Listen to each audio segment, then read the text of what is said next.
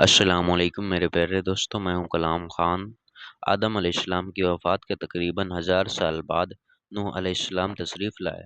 آدم علیہ السلام کے بعد کی نسلیں بہت نیک تھیں، پر تقریباً 1000 سال بعد شیطان نے ان لوگوں کو بہکایا کہ کچھ نیک اور بزرگ لوگوں کو یاد رکھنے کے لیے ان کے بت بنا لو، تو لوگوں نے کچھ بزرگوں کو عزت دینے کے لیے ان کے بت بنا لیے۔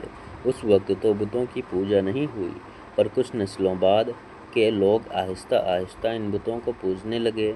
کفر اور شرک عام ہو گیا اور ایک اللہ کی عبادت بند ہو گئی۔ تب اللہ نے دنیا میں نوح علیہ السلام کو بھیجا۔ اس وقت انسانوں کی عمر زیادہ ہوتی تھی اور نوح علیہ السلام کی عمر تقریباً 950 سال تھی۔ نوح علیہ السلام نے لوگوں کو اللہ کی طرف دعوت دی۔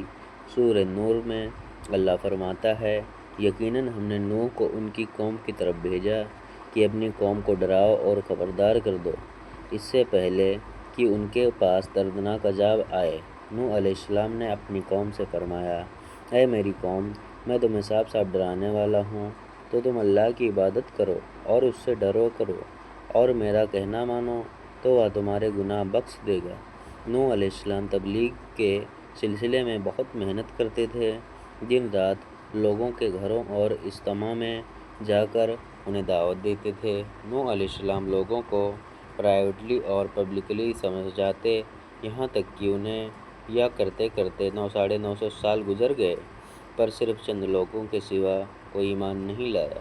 نوح علیہ السلام کی قوم ان کا مذاق بناتی رہی اور کہتی تھی کہ اگر تم سچے ہو تو جس عذاب کا تم ہم سے وعدہ کرتے ہو اس کو لے آؤ۔ نوح علیہ السلام کی قوم سال در سال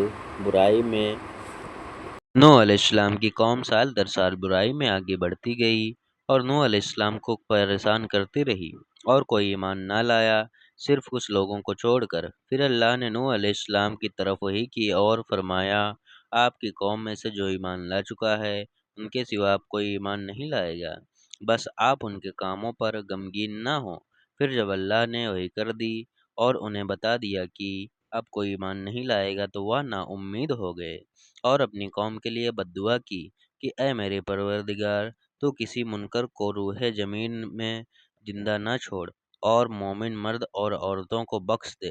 نوح علیہ السلام نے جب اللہ کو پکارا تو اللہ نے نوح علیہ السلام کو ایک بڑی کشتی بنانے کا کہا، لیکن نوح علیہ السلام نہیں جانتے تھے کہ وہ اتنی بڑی کشتی کیسے بنائیں۔ تو اللہ نے جبریل علیہ السلام کو ان کی مدد کے لیے بھیجا۔ نوح علیہ السلام ایک پہاڑ پر رہتے تھے، ان کے آس پاس درخت نہیں تھے، نہ ہی پانی تھا۔ انہوں نے بہت سے درخت لگائے، پھر ان کو کاٹا اور پہاڑ پر بیٹھ کے کشتی تیار کرتے رہے۔ لوگ جب نوح علیہ السلام کو کشتی بناتے ہوئے دیکھتے تو ان کا بہت مذاق بناتے اور کہتے، یہ کیسا مجنون ہے جو پہاڑ پر کشتی بنا رہا ہے۔ دھیرے دھیرے بہت محنت کے بعد ایک بہت بڑی کشتی تیار ہو گئی۔ ایک جگہ آتا ہے کہ نوح علیہ السلام نے یہ کشتی 100 سال میں تیار کی۔ اس کشتی کی لمبائی 300 گز، اونچائی 30 گز اور چوڑائی 50 گز تھی۔ ایک اندازے کے مطابق اس کشتی کی لمبائی 1 کلومیٹر سے زیادہ تھی اور گہرائی 30 ہاتھ تھی۔ یہ کشتی عام کشتیوں کی طرح اوپر سے کھلی ہوئی نہیں تھی، بلکہ اس کو جیسے نیچے سے بند کیا گیا تھا ویسے ہی اوپر سے بھی بند کیا گیا تھا، تاکہ اوپر سے بارش برسے وہ انہیں نقصان نہ دے۔ اس کشتی کے 3 فلورز تھے اور ہر فلور میں ایک دروازہ تھا۔ اللہ نے نوح علیہ السلام کو حکم دیا کہ مومنوں کو اور اپنے گھر والوں کو اور زمین پر بسنے والوں تمام جانوروں کو جوڑا جوڑا ایک کشتی میں سوار کر لو۔ پھر اللہ نے آسمان اور زمین میں سے پانی کھول دیا اور سیلاب آ گیا۔ اس سیلاب نے دنیا میں رہنے والے انسانوں کو، جانور سب کو غرق کر دیا۔ طوفان کا پانی پہاڑوں سے بھی اوپر ہو گیا اور صرف نوح علیہ السلام کی کشتی اس طوفان میں باقی رہی۔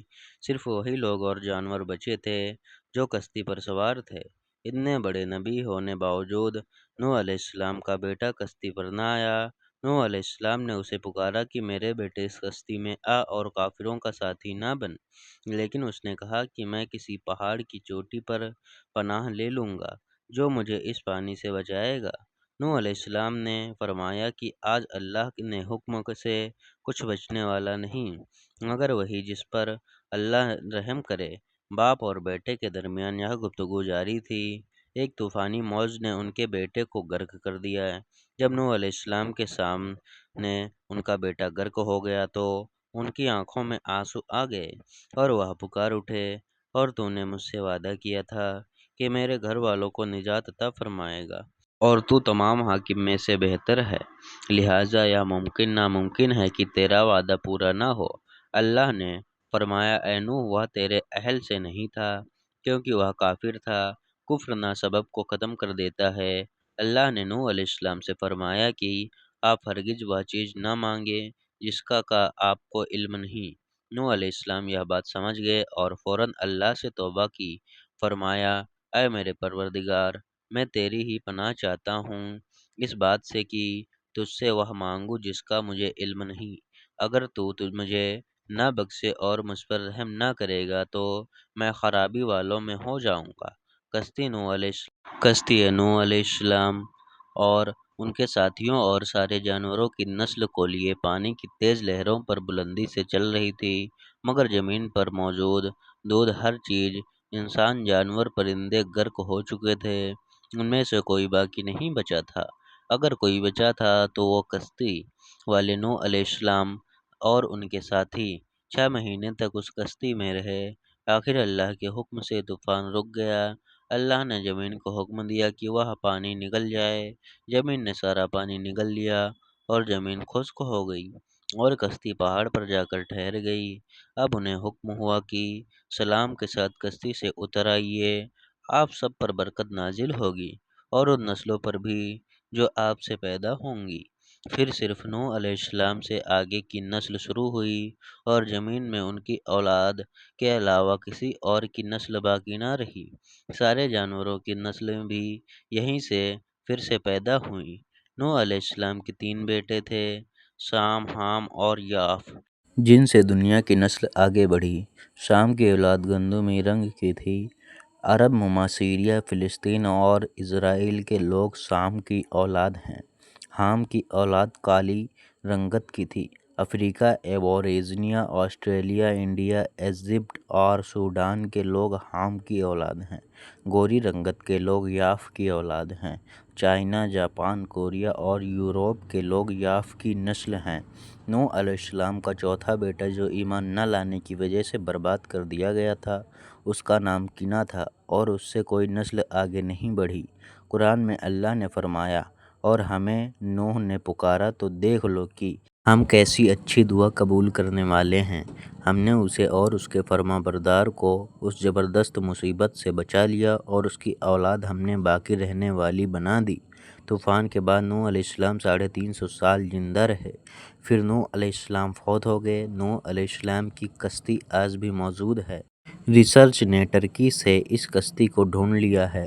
قرآن میں اللہ نے فرمایا، اور بے شک ہم نے اس واقعے کو نشانی بنائی کہ باقی رکھا، بس ہے کوئی نصیحت حاصل کرنے والا لوگ اسٹوریز کو تو ڈینائر کر سکتے ہیں، پر ایویڈنس کو ڈینائر سکتے ہیں۔ نوح علیہ السلام کی یہ کشتی ایک بہت بڑا ایویڈنس ہے۔ اگر ہماری ویڈیو سے آپ لوگوں کو کچھ جانکاری ملی ہو، کچھ سیکھ ملی ہو تو ہمارے چینل کو سبسکرائب کر کے بیل آئیکن کو پریس کر دیں اور ویڈیو کو اپنے دوستوں تک شیئر ضرور کر دیں۔ ماشاءاللہ، ملتے ہیں اگلے دن ایک نئی کہانی کے ساتھ۔